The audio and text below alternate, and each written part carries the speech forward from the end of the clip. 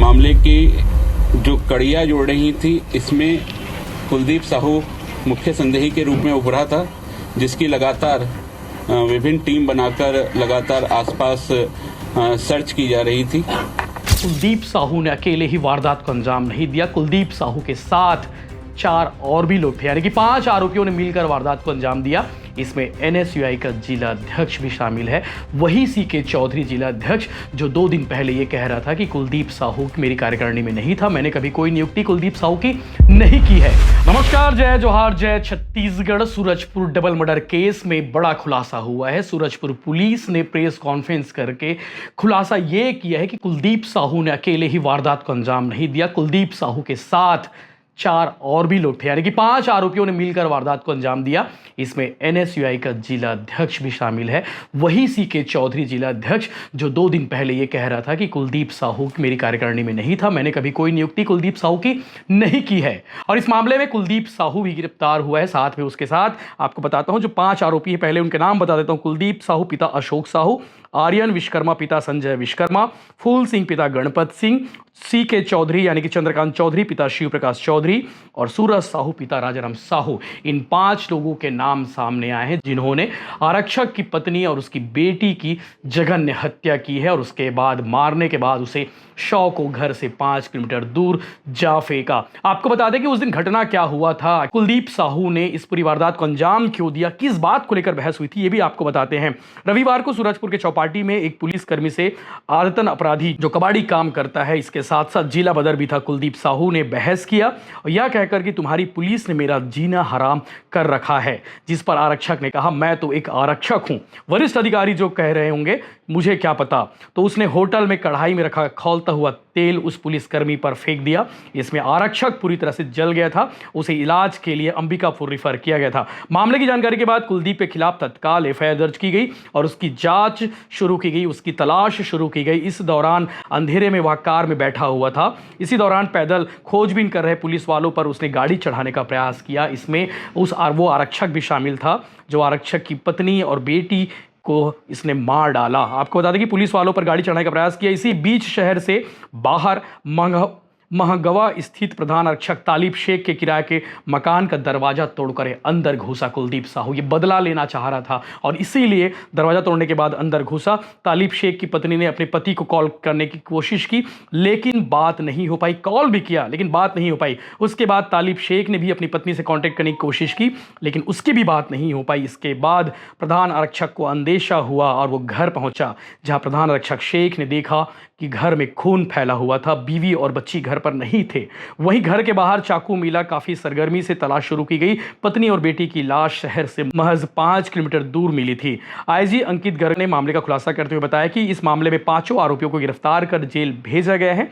Police कार्रवाई और प्रधान आरक्षक की सक्रियता के चलते आरोपियों ने इस वारदात को अंजाम दिया है। इस मामले को लेकर आज प्रेस कॉन्फ्रेंस हुआ है और इस पर सियासत भी खूब हो रही थी। भाजपा पहले दिन ही कह दी थी कि आरोपी कुलदीप साहू एनएसयूआई से जुड़ा हुआ पदाधिकारी है और जिस गाड़ी में ये सवार होकर गया था, जिस गाड़ी में कुलदीप साहू भागा था, उस बीच जो है उसमें नंबर प्लेट के ऊपर नाम भी लिखा हुआ था जिसमें एनएसयूआई का जिक्र था। इसके अलावा कांग्रेस इस मामले में सरकार को घेरने की कोशिश में थी। सरकार को ये कह रही थी कि छत्तीसगढ़ में कानून व्यवस्था लचर हो चुकी है, कानून व्यवस्था बिगड़ चुकी है, एक के बाद एक, पहले बलौदा बाजार हिंसा, उसके बाद कवर्धा लोहारेडी हिंसा और अब सूरजपुर का ये कांड हो गया है। ऐसा कल 2 दिन पहले जो है कांग्रेस घेरने की कोशिश में थी लेकिन अब कांग्रेस बैकफुट पर नजर आ रही क्योंकि इसमें एनएसयूआई का जिला अध्यक्ष सीके चौधरी का भी नाम आ गया है। पुलिस ने उसे भी गिरफ्तार करके कुलदीप साहू समेत 5 लोगों को जेल भेज दिया है। इस मामले में आप सुनिए आगे इस विषय को लेकर क्या कुछ कहा जा रहा है।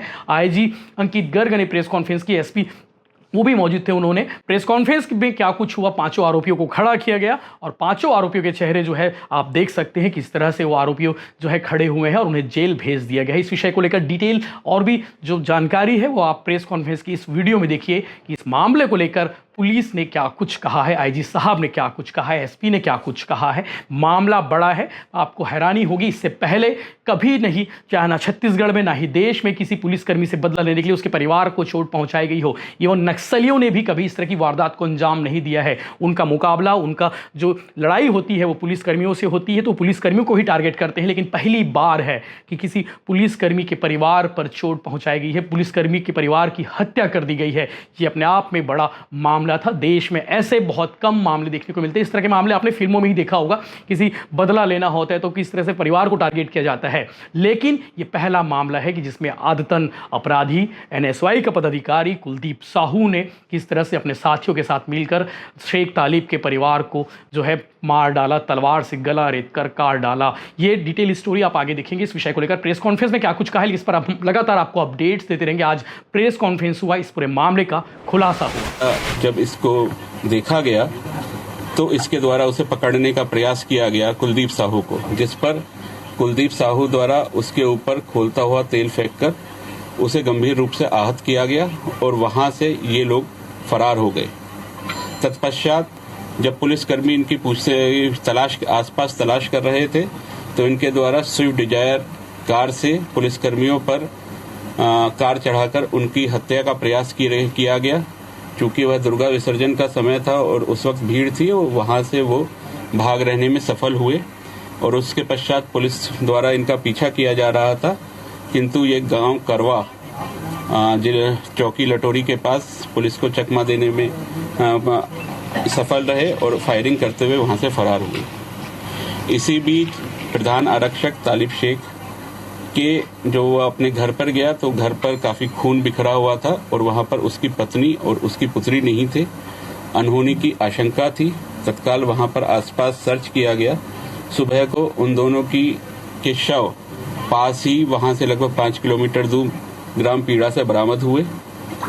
मामले की जो कड़ियां जोड़ रही थी, इसमें कुलदीप साहू मुख्य संदेही के रूप में उभरा था, जिसकी लगातार विभिन्न टीम बनाकर लगातार आसपास सर्च की जा रही थी। पुलिस को चकमा देते हुए कुलदीप साहू यहां से गढ़वा पहुंचने में सफल रहा और गढ़वा से जब उसके पास पैसा खत्म हो गया तो वो वहां से अंबिकापुर पैसे की एक व्यवस्था करने के लिए आ रहा था कि जिससे वो भाग सके। इसी बीच बलरामपुर पुलिस द्वारा बलरामपुर में उसको बस से उतारकर गिरफ्तार किया गया। लगातार हमारी टीम उसको ट्रेस कर रही थी और फिर उसकी निशानदेही पर अन्य आरोपियों को गिरफ्तार किया गया है। इसमें रिंकू सिंह, सीके सिंह और कुलदीप साहू की हत्याकांड में मुख्य भूमिका है।